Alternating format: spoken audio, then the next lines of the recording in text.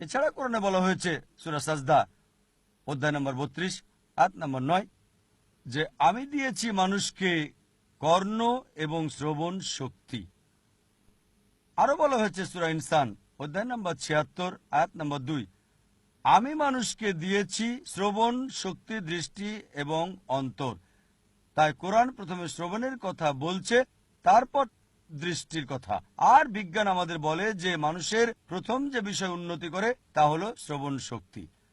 22 দিনের মধ্যে কর্ণের সৃষ্টি হয় আর গর্ভধারণের 5 মাসের মধ্যে এটা পূর্ণ হয়ে যায়। তারপর চোখের সৃষ্টি আর সেটা গর্ভধারণের 7 মাসের মধ্যে হয়। তাই কোরআন বিজ্ঞানের সাথে সম্পূর্ণ মিল।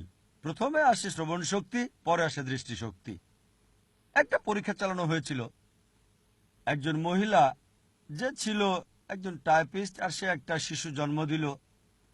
সেই মহিলা ছিল একজন টাইপিস্ট, আর ওই টাইপিস্টের বাচ্চার সাথে আরো 9টা শিশুকে রাখা হয়েছিল যাদের মায়েরা টাইপিস্ট ছিল না।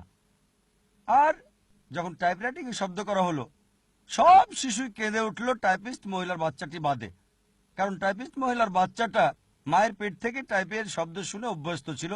যেহেতু অভ্যস্ত ছিল, সে কাঁদেনি। আর অনেক হাদিসই বলছে যে গর্ভবতীদের কোরআন পড়া উচিত।